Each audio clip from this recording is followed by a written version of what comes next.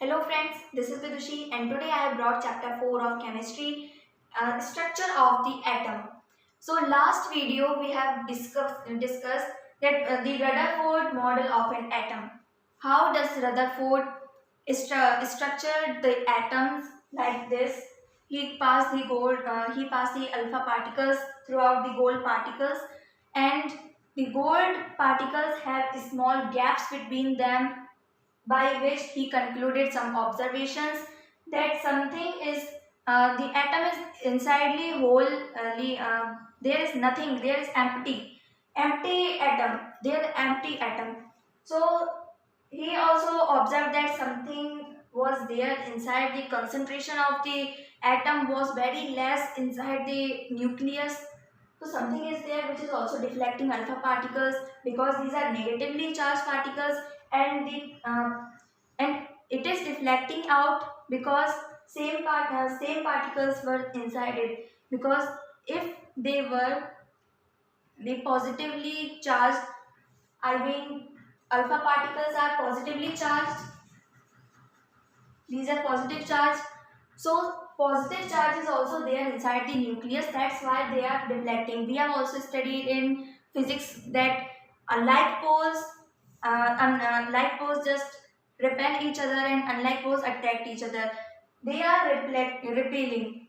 This means same positive charge is inside the atom.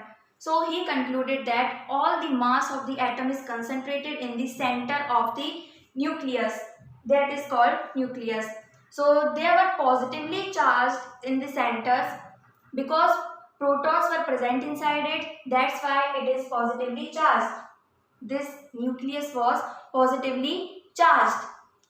Then he concluded the second point which he gave, the electrons are moving around the shells, they revolve around the nucleus around the circular path, which we are going to discuss by the help of a structure.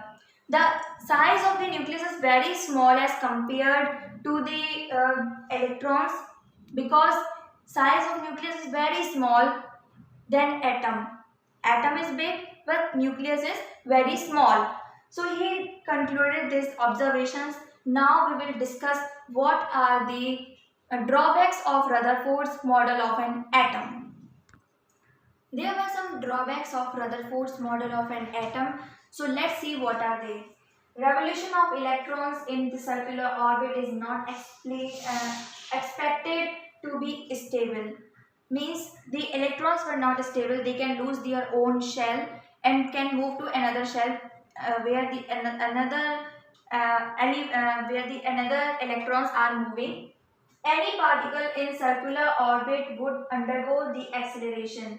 So we have studied in the physics that any particle is just revolving around something, then it has some acceleration. It had to go to some acceleration.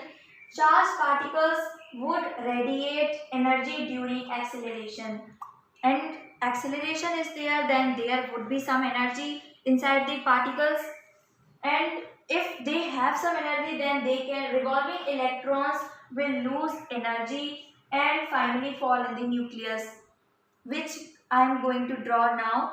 Then they lose energy, they will lose their all energy and finally fall down into the electrons, in the nucleus. Because if they will not have any energy of their own, then they will just attracted by the center of the force, that is the nucleus, and they will fall into the nucleus. For this, atom should be highly unstable. The atom should be highly unstable, and hence matter would not exist in the form, and there would be no matter, it will just disappear. And we know that matter is stable, atom is stable. So that's why these were some drawbacks of Rutherford's model of an atom, and that's why it is not considered to be right, it's wrong. So now we are going to discuss how the electrons will lose energy and how will they fall into the nucleus. समझाओ जी. So now let us discuss by this diagram how the electron will fall into the nucleus of the atom. So electron will lose its energy and then it will just attracted by the nucleus by in which proton is present. So that's why it has the positive charge, and electron is negative charge. Then both charges will attract each other, and that's why they will fall. Electron will fall into the nucleus of an atom.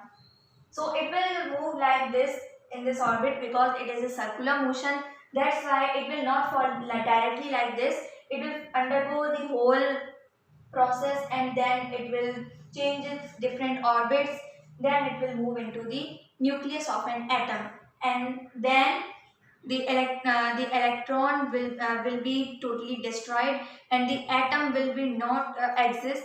And there, if atom is not there, then the existence of matter will also be not there. So this was wrong statement given by Rutherford. That's why some scientists came again and then give their theory, give their experiments, give their structures of atoms. So now let us discuss next structure of atom, that is Bohr's model of an atom. Now let us discuss what is the Bohr's model of an atom. So before going to Bohr's model of an atom, let's have a look on this structure. It is just looking like something racetrack, but it's not racetrack. It is the nucleus. Nucleus is also called the center of the atom. So nucleus has protons and neutrons. Both are combined, and it has the whole mass of atom is compressed here in this nucleus. Now small electrons are embedded in it, in these shells, and they can be many shells, as much as 118 elements, and electronic configuration which we are going to discuss later. So first shell is called as K shell. Second shell is called L shell.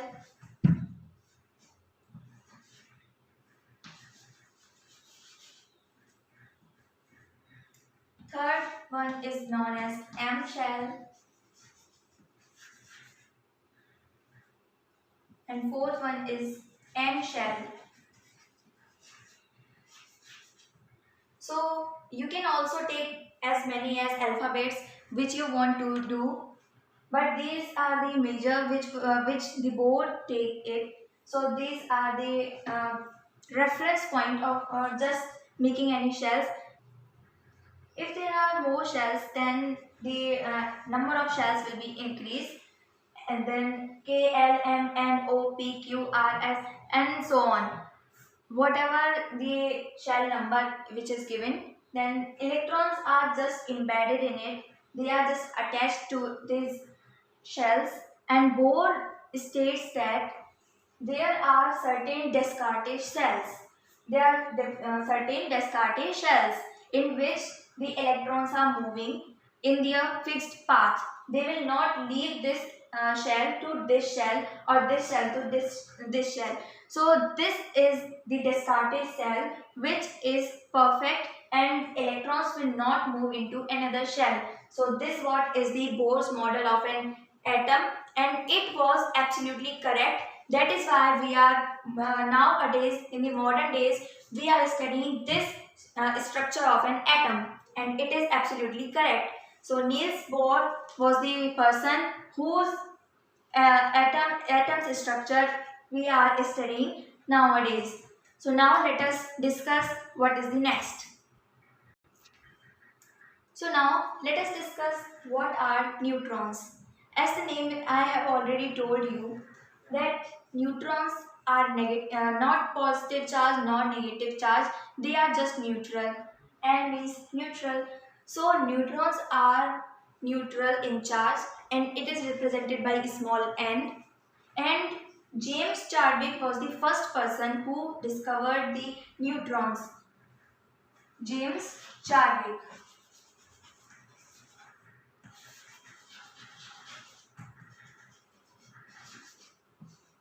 He was the person who firstly discovered neutrons, and he It was done in 1932, means neutrons were the last to discover, protons were the first, electrons were second, and neutrons were thirdly discovered by James Chadwick. So I will give you the table of it. Now, so neutrons are neutral charge. Protons and neutrons are combined together in the nucleus of an atom, and that is why it is called mass number or atomic mass, which we have already discussed in the last chapter. So neutrons, we have completed neutrons. Now we will come to the electronic configuration of atoms. Now let us discuss what is the distribution of electrons in the shells. So there are different types of orbits or shells. So these were suggested by Bohr and Bury. There were two scientists, Bohr and Bury. Both were just scientists working together in the laboratory, and they decided to how the distribution of the electrons will be in the atom. So this was given by Bohr and Bury. So he proposed that the atoms, the number of electrons in the first shell must be 2. Before that, I want to give you a formula. To find any of the number of electrons in the shell, we have to follow this formula. 2n square means for the first shell we have to multiply, this is the number of shell. What is the first, second, third, fourth? What is the number of the shell? Then this is the n is the number of shells, and we have to square it n and multiply by 2. This by this process we can find out how the electrons are embedded in the shells, how they orbit around the shells. And now 2n square, you can also try it as well. 2 into, let's first begin with the 1. Then the square of 1 is 1, and 1 into 2 is absolutely 2. So in the first shell, there must be at least 2 electrons. At least minimum and maximum both 2 shells. Minimum there can be 1 because there is an exception, hydrogen. So maximum shell should be 2. Then 2 into next 2 square. Square of 2 is 4, and 4 into 2 is 8. There must be 8 electrons in the second shell. Now 2 into 3 square. Square of 3 is 9, and 9 into 2 is 18. Now 2 into 4 and square of 4 is 16, and 16 2s are 32. So this is the formula by which we can understand how much electrons must be there in the particular shell. Now there is a particular way how to embed the electrons in the particular shell, because there is valency, which we will cover it in the next, just at the next topic. So there is a combination of numbers of series. There is a series 2, 8, 8, 18, 18, 32, 32, and so on. So this is the most important series which you have to learn. 2, 8, 8, 16, 16, 32, 32, 64, 64, and etc. This what is the series of electrons in the shells. In the first shell there must be 2 electrons, first shell. Second shell there must be 8 electrons. At least maximum number of electrons must be 8. We should not exert one more, because if there were 9 electrons in the shell, then it will move to the third shell. So in the third shell it is 8. This is different bit and this is different. So you have to write down this formula. this series, this is very important, by which you can understand what is the valency of any of the element, any of the electron, any of the compound. So electrons are embedded in this series. So you can also remember it. I have already told in the previous video, in the chapter 3rd. So now we will learn what is valency. One of the most important section of this chapter is valency. Valency is very important. What is valency? The combining capacity of elements is called valency. The outermost shell is called valence shell. Valence shell.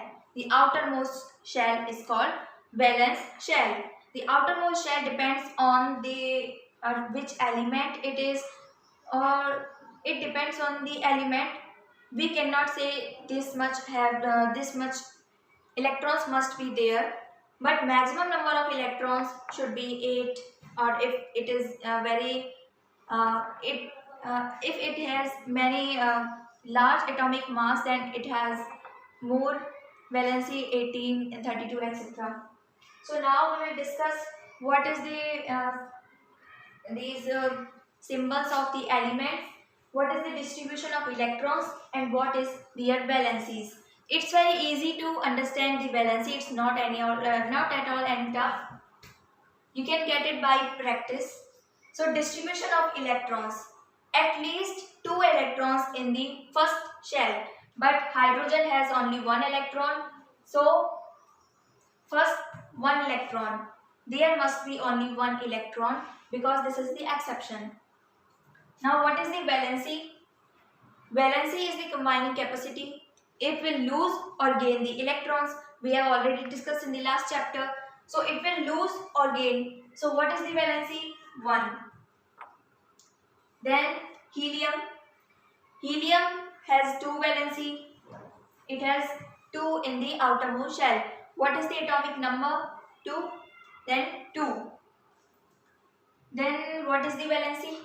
Valency is 0 because it has total number of electrons in it.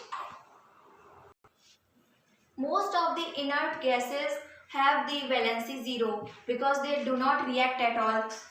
Have you heard of any element which is named after helium? Any of the compound made of helium?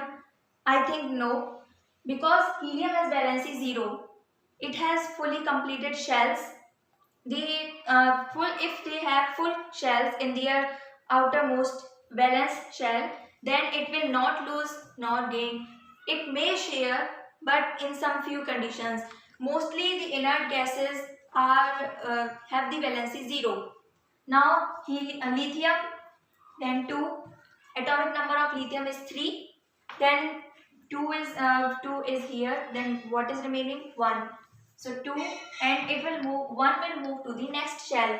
Now 2 and 1. So what will the valency? To create the octet state, to gain the octet state means to complete the shells, it can't buy all the 7 of the electrons. Is it possible to gain all the 7 electrons from another element? Yes, but it is easy to lose 1 electron instead of gaining 7. It is much easier to get to lose 1 electron instead of gaining 7 of the electrons. So it will lose 1 electron and it will have the valency 1. So just write down what is the what is the atomic number of that element, and we will just what is the valency, how many electrons it is losing or gaining, that is the valency. So it's very easy, it's not at all tough. You can also draw this diagram or draw this table. Now beryllium. Beryllium has atomic number 4. Now 2, and what is remaining? 2. Then valency of boron will be 2. Then beryllium, it was beryllium. Now boron 2 and 3, because 2 and 3 makes 5. Then valency will be 3. Now carbon 2 and 4. 2 and 4 are 6, and that is the atomic number of carbon. Now here the valency is 4. Either it will gain or loss. So either it will gain or lose. That's the both. So valency is 4. It will lose, then also valency will be 4, and if it gains, then also valency will be 4. So here neither losing nor gaining is there in these valencies, but these elements will share electrons from each other. Those who have the outermost, second shell or the last shell has 4 electrons, they will share. Sharing is caring, that's why share. Nitrogen 2 and 5. 2 and 5 make 7, and that is the atomic number. Then what is the valency? It's 3. Now why 3 is here? Because 8, maximum number of electrons must be 8. So 8 minus 5 is 3. It is easier to gain 3 instead of losing 5. Though it is easier, so it will gain 3. Now oxygen 2 and 6. Its valency is 2. Its valency is 2. So it's easier to gain 2 instead of losing 6. That's why valency is 2. Now fluorine 2 and 7. Now what will be the valency? Yes, 1. Now neon 2 and 8. Now here all the octet state is completed. Means the outermost shell or the valence shell is completed. Then what will be the valency of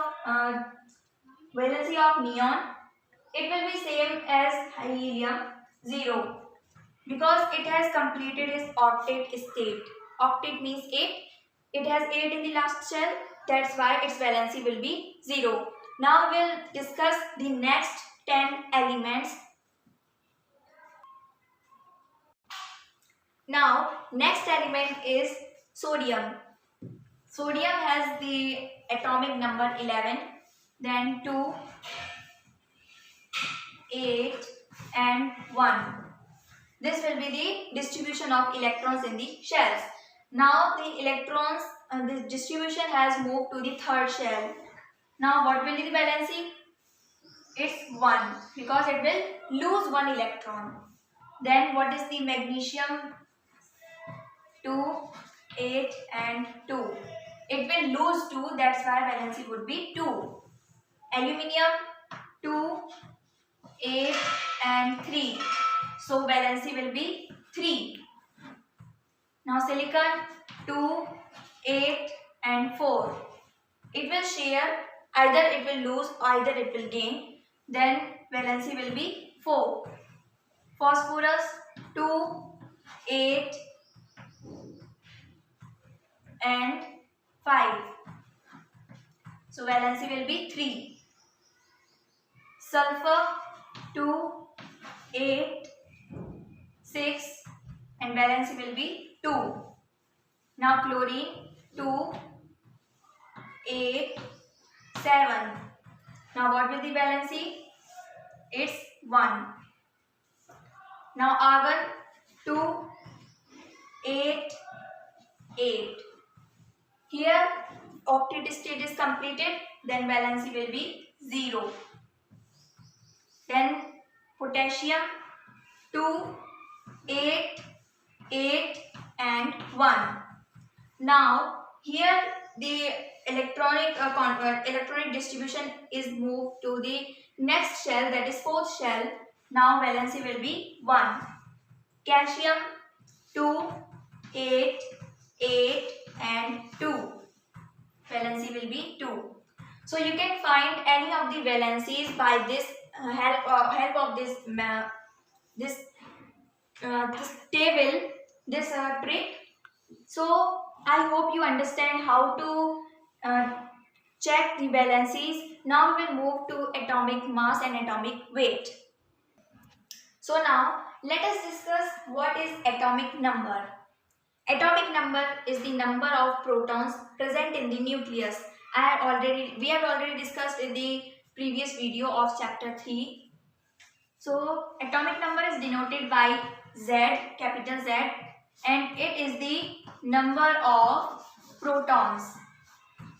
Number of protons in nucleus are atomic number of that element. Atomic number is equal to number of protons. So now atomic numbers of any elements depends on protons. It is very clear, and it is denoted by capital Z. And what is atomic mass? Atomic mass, or we can say mass number. Atomic mass or mass number is the total number of protons and neutrons in a nucleus. So it is represented by capital A, and it is the number of protons plus number of neutrons. So this is atomic mass. It's very easy to understand the atomic number and atomic mass. Atomic number and mass are written of any element is written like this. If we suppose we have an element X, then where should be the atomic mass and atomic number be written? Though A is the first and Z is the last letter of the alphabet, that's why we will write A on the top and Z on the bottom. This is the easiest way how to write atomic mass and atomic number. Mass is more, so it will just above, and Z is the number will be below, written below in the it is written in the subscript. So now we have cleared what is atomic mass and atomic number. Now last topic of our chapter is isobar and isotope, which is one of the most important topics of this chapter. Now we shall discuss about isotopes and isobar. Now isotopes are the atoms of same elements having same Z. Z means atomic number but different atomic mass. Means mass is different but atomic number is same. Same Z, different A. Now atoms of different elements. Here are same elements but here are different elements. Two different elements having same A. A means atomic mass and Z atomic number. Same A but different Z. So these are isobars. Now for example, protium means hydrogen. The atomic mass of hydrogen is 1 and atomic number is 1. But deuterium, the atomic mass is 2 and tritium is atomic mass is 3. So this concludes that 111 means all the atomic numbers are same but atomic masses are different, 1, 2 and 3. And these are names given to these elements to verify, to separate each other. Now isobars examples are calcium and argon.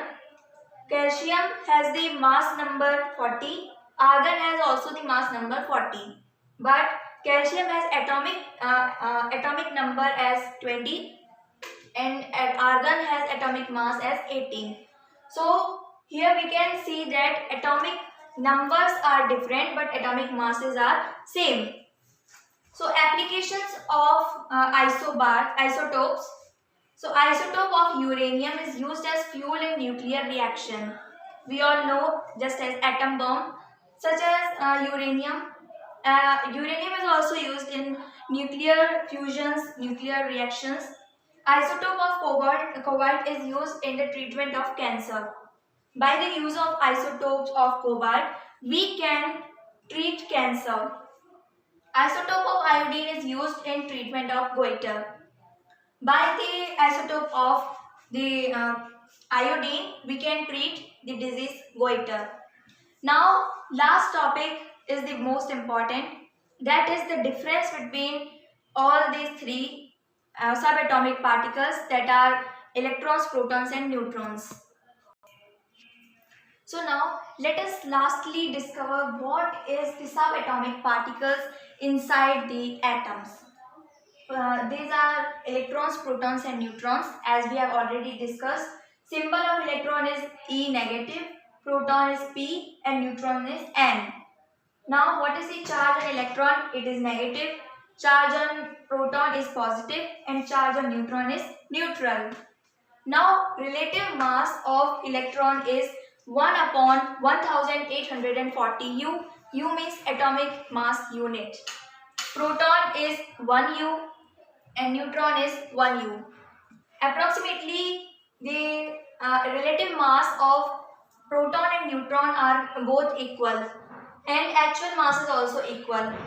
Actual mass of electron is 9.11 into 10 to the power minus 28 kilograms. It is approximate value.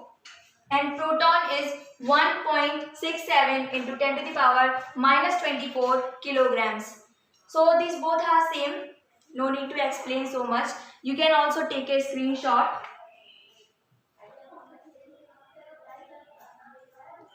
So we have completed our whole chapter in this video. Thanks for watching this video.